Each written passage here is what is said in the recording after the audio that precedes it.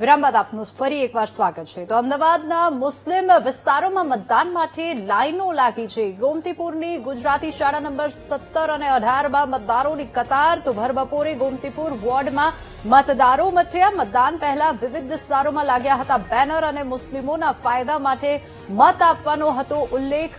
બેનરમાં નમાઝ અને અશાંત ધારા માટેની પણ વાત થઈ હતી અને મુસ્લિમ સમુદાયને મત આપવા માટે મૌલવીએ અપીલ પણ કરી હતી। તો મૌલવીના વીડિયોથી ગોમતીપુરમાં મતદારોની લાંબી લાઈન લાગી। 43 થી 43 ડિગ્રી ગરમીનો પારો અત્યારે ચડી રહ્યો છે। વાત કરવામાં આવે તો અમદાવાદની સ્થાનિક સ્વરાજની ચૂંટણી કે જ્યાં પશ્ચિમ વિસ્તારમાં મતદાન મથકો એકદમ સુમસાન ભાસી રહ્યા છે, પરંતુ પૂર્વ વિસ્તારમાં તમે જે રીતના દ્રશ્યો જોઈ રહ્યા છો તે અમદાવાદના ગોમતીપુર વિસ્તારના આ દ્રશ્યો છે કે જ્યાં અત્યારે લાંબી લાઈનો લાગી છે। બપોરના સમય થયો હોવા છતાં પણ અહીંયા મતદારોની લાંબી લાઈનો લાગી છે। ગોમતીપુર વિસ્તાર હોય, ખાડિયા વિસ્તાર હોય, જમાલપુર હોય, આ તમામ જે વિસ્તારો છે કે જ્યાં માઇનોરિટી સેલનું પ્રભુત્વ છે, માઇનોરિટી સમાજનું પ્રભુત્વ છે, ત્યાં ખાસ કરીને અહીંયા લાંબી લાઈનો અત્યારે હાલમાં જોવા મળી રહી છે। સાથે જ અમદાવાદના ભીડ જોવા મળી રહી કરીએ, લાંભાની વાત કરીએ, વટવાની વાત કરીએ, આમ મુસ્લિમ સમાજ જે પ્રભાવિત કરી શકે તેવા તમામ એરિયામાં બપોરના સમયે પણ બમ્પર મતદાન જોવા મળ્યું હતું। કેમેરામેન પ્રવીણ વાઘેલા સાથે પાર્થ જાની, વીટીવી ન્યૂઝ, અમદાવાદ। તો હવે જોઈશું ચૂંટણીની અત્યાર સુધીની તમામ અપડેટ ફટાફટ અંદાજમાં। અમદાવાદમાં કેન્દ્રીય ગૃહમંત્રી અમિત શાહે મતદાન સમયે યુવક સાથે કરી મુલાકાત। પેઇન્ટિંગ લઈને યુવક લાંબા સમયથી જોઈ રહ્યો હતો રાહ। અમિત શાહે પેઇન્ટિંગ પર કર્યા હસ્તાક્ષર। વિધાનસભા અધ્યક્ષ શંકર ચૌધરીએ વડનગરમાં કર્યું મતદાન। શંકર ચૌધરીએ લોકોને પૂછ્યો પ્રશ્ન, મેં મતદાન કર્યું, શું તમે મતદાન કર્યું? લોકશાહીને સજાગ અને પરિપક્વ કરવા મતદાન જરૂરી। દાહોદમાં આપ ઉમેદવારના પતિને અપહરણ કરી મરાયો માર। સંજેલી તાલુકા પંચાયતની મોલી બેઠકના ઉમેદવાર જોશીલાબેનના પતિનું અજાણ્યા શખ્સોએ અપહરણ કરીને માર માર્યો। જામનગરમાં રાજ્યમંત્રી રીવાબા જાડેજાએ મતદાન કર્યું। ભાજપની ભવ્ય જીતનો વ્યક્ત કર્યો વિશ્વાસ। મહેસાણામાં ભાજપ ઉમેદવાર અને લોકગાયક નેહા સુથારે મતદાન કર્યું। ભાજપનો જંગી વિજય થશે તેવી વ્યક્ત કર્યો વિશ્વાસ। વડોદરામાં ભાજપ ઉમેદવાર અંકિતા પરમારે કર્યું મતદાન। પોર બેઠકથી ઉમેદવાર છે અંકિતા પરમાર। પરિવાર સાથે મતદાન કરીને લોકોને મત અધિકારનો ઉપયોગ કરવા અપીલ કરી। માયાભાઈ આહિરની દીકરી સોનલ ડેરે અમરેલીના ચાવણમાં કર્યું મતદાન। ચાવણ તાલુકા પંચાયતથી ભાજપના ઉમેદવાર છે સોનલ ડેર। જીતનો વ્યક્ત કર્યો વિશ્વાસ। ગીર સોમનાથના ઉનામાં લોકગાયક અને ભાજપ ઉમેદવાર રાજલ બારોટે મતદાન કર્યું। ભાજપની ભવ્ય જીતનો વ્યક્ત કર્યો વિશ્વાસ। આણંદના તારાપુરમાં સોજિત્રાના ધારાસભ્ય વિપુલ પટેલે મતદાન કર્યું। સામાન્ય નાગરિકની જેમ લાઇનમાં ઉભા રહ્યા ધારાસભ્ય, વિજયનો વ્યક્ત કર્યો વિશ્વાસ। નવસારીના વાંસદાના ધારાસભ્ય અનંત પટેલે ઉનામાં આપ્યો મત। સામાન્ય મતદારની જેમ લાઇનમાં ઉભા રહી મતદાન કર્યું। અમરેલીમાં ઇફકોના ચેરમેન દિલીપ સંઘાણીએ પરિવાર સાથે કર્યું મતદાન। ગરમીના કારણે મતદાન ઓછું થવાની વ્યક્ત કરી શક્યતા।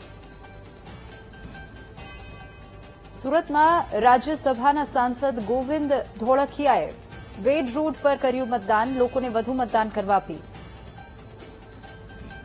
આણંદના ધારાસભ્ય યોગેશ પટેલે પરિવાર સાથે કર્યું મતદાન। લોકોને અપીલ કરતા કહ્યું, મહાનગરપાલિકાના વિકાસ માટે મત આપો।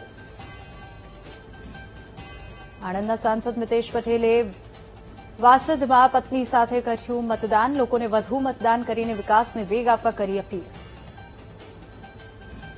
ખેડાના નડિયાદમાં કોંગ્રેસ નેતા અને પૂર્વ કેન્દ્રીય મંત્રી દિનશા પટેલે પરિવાર સાથે કર્યું મતદાન। કહ્યું, મતદાન કરીએ અને લોકશાહીના પાયાને મજબૂત બનાવીએ। મહેસાણાના વિસનગરમાં મંત્રી ઋષિકેશ પટેલે જવાહર શાળામાં કર્યું મતદાન। પરિવાર સાથે મતદાન કરીને નાગરિકોને વધુ મતદાન કરવા કરી અપીલ। છોટાઉદેપુરના સાંસદ જશુ રાઠવાએ કર્યું મતદાન। વસેડી મતદાન મથક પર પરિવાર સાથે મતદાન કરીને ભાજપની જીતનો વ્યક્ત કર્યો વિશ્વાસ. પૂર્વ મંત્રી અને ધારાસભ્ય ગણપત વસાવાએ પરિવાર સાથે કર્યો મતાધિકારનો ઉપયોગ, ભાજપની ભવ્ય જીતનો વ્યક્ત કર્યો વિશ્વાસ.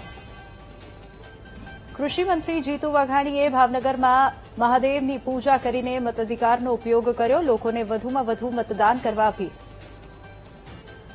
જામનગરના પીપરટોડા ગામમાં મતદાનનો બહિષ્કાર, ગ્રામજનોએ રસ્તાની ખરાબ સ્થિતિ અંગે કોઈ નિરાકરણ ન આવતા કર્યો મતદાનનો બહિષ્કાર.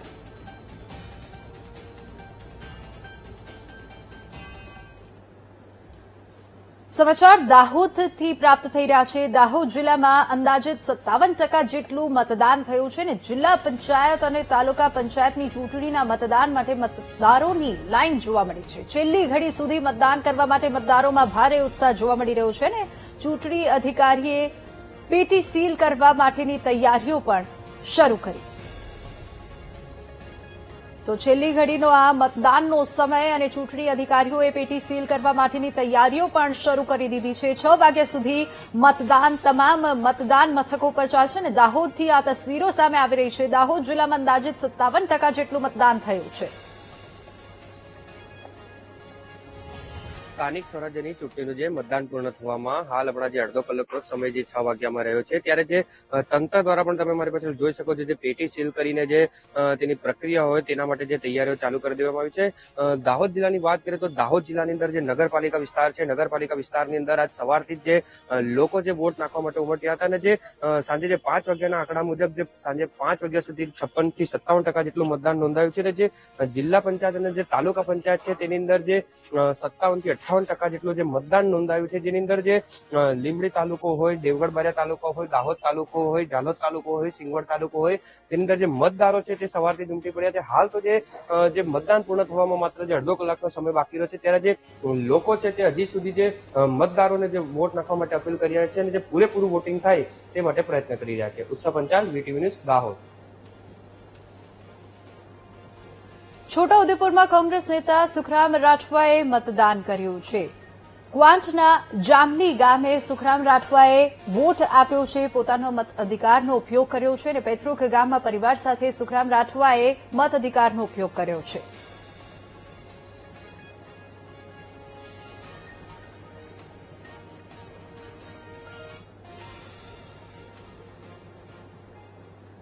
તો ઇલેક્શનની તમામ અપડેટ આપ સુધી